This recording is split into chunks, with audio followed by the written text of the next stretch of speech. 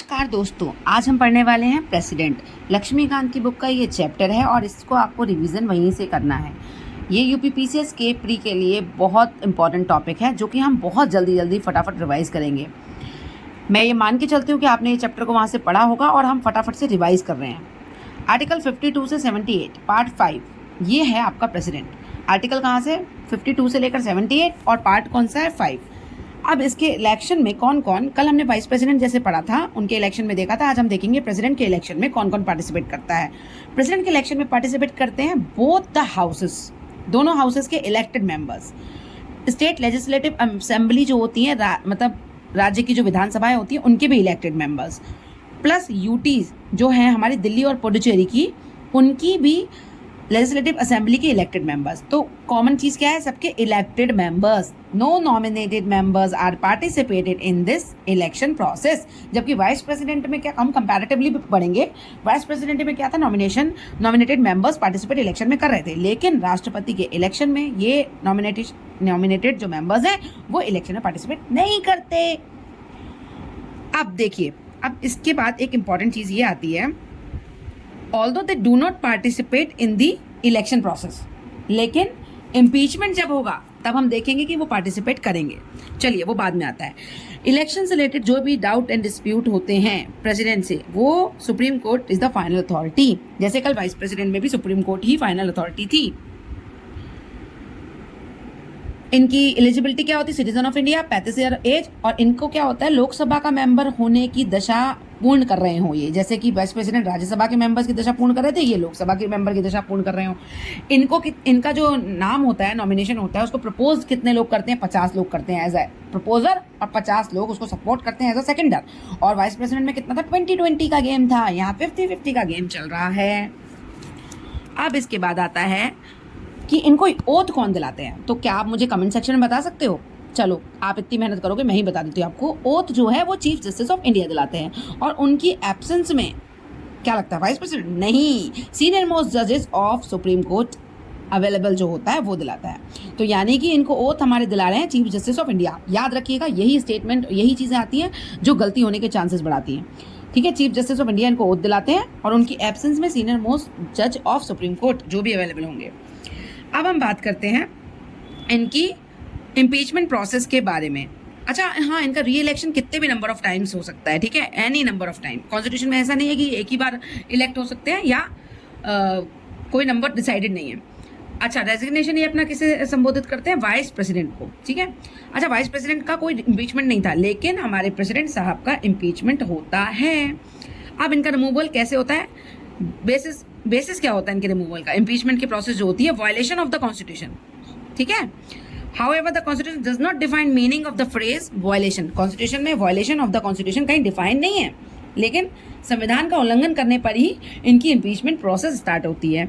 अब इनकी impeachment process, आप मुझे कमेंट सेक्शन बताओ, कल वाइस प्रेसिडेंट की इम्पीचमेंट प्रोसेस कहाँ स्टार्ट हो रही थी, किस हाउस में हो रही थी? इनकी जो है किसी भी हाउस में हो सकती है, ठीक है, आइदर ऑफ द हाउस, या तो लोकसभा या राज्यसभा। और साइन कितने लोग करते हैं, जब इनको हटाने का जो प्रपोजल जाता है उसको 1/4 मेंबर्स साइन करके भेजते हैं, और 14 डेज से पहले इनको नोटिस भेजना होता है।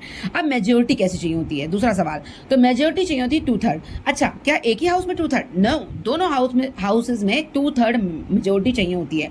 एक जहां पर आपका इम्पीचमेंट का गया है प्रपोजल, और एक जिसने इंक्वायर या इन्वेस्टिगेट किया है, ठीक है। तो ये क्वासी जुडिशियल प्रोसेस होती है, एक प्रकार की। क्वासी जुडिशियल मतलब थोड़ी सी अर्ध न्यायिक प्रक्रिया है, ठीक है।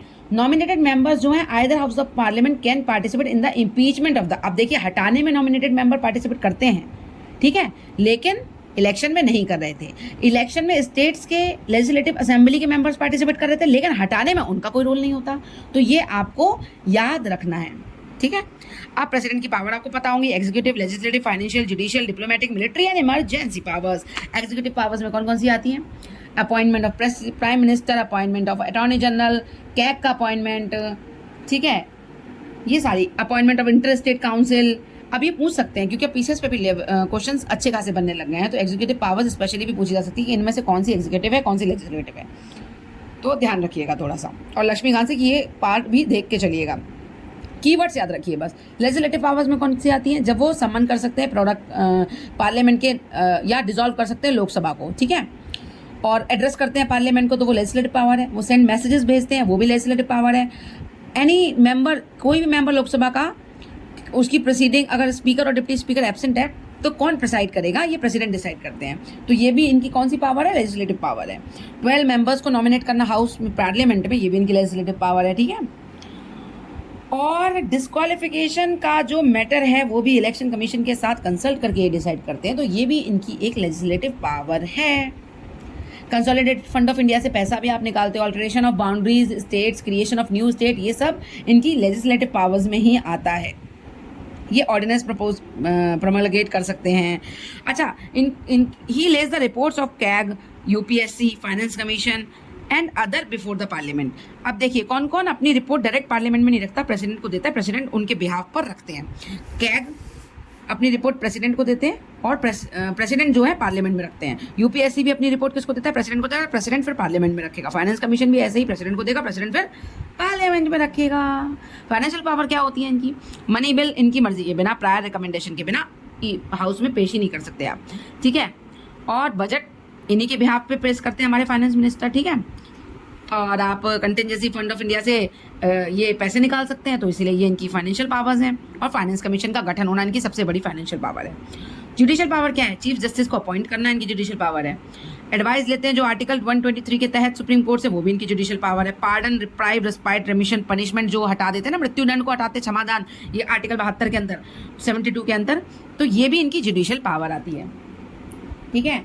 और मिलिट्री पावर में वही है, सुप्रीम कमांडर होते हैं सारे फोर्सेस के। डिप्लोमेटिक में मतलब जो इंटरनेशनल ट्रीटीज होती है वो इनके नाम पे होती है। इमरजेंसी पावर आपको पता है तीनों, नेशनल इमरजेंसी, प्रेसिडेंट्स रूल और फाइनेंशियल इमरजेंसी आर्टिकल 360, और प्रेसिडेंट रूल आर्टिकल 356 एंड 365, और नेशनल इमरजेंसी आपका 352। ये भी इनकी पावर हो गई इमरजेंसी पावर्स। अब वीटो पावर, वीटो पावर कौन कौन सी है हमारे प्रेसिडेंट को, एब्सोल्यूट वीटो है, सब्सटेंटिव वीटो है, पॉकेट वीटो है। सब्सटेंटिव वीटो क्या होती है, जो ऑर्डिनरी मेजोरिटी से लेजिस्लेशन में दोबारा जब बिल जाता है और वो पास कर देती है, ठीक है, उसको सब्सटेंटिव वीटो बोलते हैं। एब्सोल्यूट वीटो जब ये पूरी तरह से बिल को अपने पास रोक लें, ठीक है।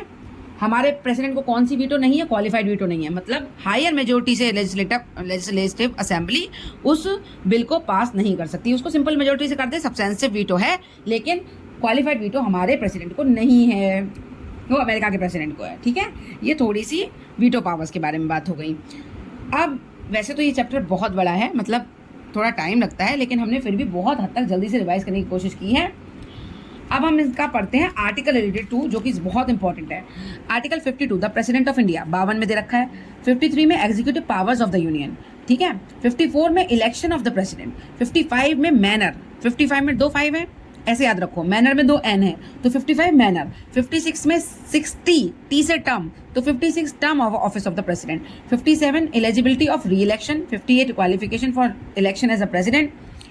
59 आपका condition of the president office की क्या कंडीशन होनी चाहिए। 60 जो है ओथ है, 60 में लास्ट में 0 आ रहा है, ओथ में ओ आता है, तो 0 से ओ की मैचिंग कर देना। 61 इम्पीचमेंट का प्रोसीजर है। 62 है आपका time of holding election to fill the vacancy of the president. 65 है वाइस प्रेसिडेंट जब प्रेसिडेंट की ड्यूटी पे डिस्चार्ज करता है फंक्शंस को। और 72 वही पार्डनिंग पावर जो है इनकी। 74 है काउंसिल ऑफ मिनिस्टर, इनको एड एंड एडवाइस करने के लिए होती है। 75 है other provisions as to the minister like appointment, term, salary. 75 मतलब काउंसिल ऑफ मिनिस्टर्स के जो भी टर्म्स है इसमें। 76 है अटॉर्नी जनरल ऑफ इंडिया, वो अलग मैटर है, ठीक है, लेकिन उसका अपॉइंटमेंट ये करते हैं और प्लेजर ऑफ द प्रेसिडेंट पे काम करते हैं अटॉर्नी जनरल ऑफ इंडिया, ये तो आपको पता ही होगा। यूनियन बजट किस में आता है, 112 में आता है। ये पार्लियामेंट एसेंट जो बिल पास होते हैं उसको एसेंट देते हैं 111 आर्टिकल के तहत। 123 power of the president to promulgate ordinance. 143 power of the president to consult supreme court. अच्छा हाँ, वहाँ पे मैंने 123 बता दिया था, 123 ऑर्डिनेंस की पावर है। और हमारी 143 power of the president to consult the supreme court, तो एडवाइस सुप्रीम कोर्ट की जो लेते हैं 143 मतलब 143 के तहत लेते हैं। तो ये हमारी कुछ हो गई चीज़ें जो कि प्रेसिडेंट से रिलेटेड थी और हमने फटाफट से आपका प्रेसिडेंट रिवाइज कर लिया। फिर भी आप एक बार इसको जाकर लक्ष्मीकांत से पढ़ लीजिए, बहुत इंपॉर्टेंट कीवर्ड्स पढ़ लीजिए, इंपॉर्टेंट आर्टिकल्स देख लीजिए जहाँ से क्वेश्चन आने की उम्मीद है। पीसीएस में कुछ इंपॉर्टेंट चैप्टर का ही हम रिवीजन करेंगे, आप इसको देखते जाइए, वीडियो सुन लीजिए और जब भी रिवीजन करने का मन हो आप रिवाइज कर सकते हैं। Okay bye.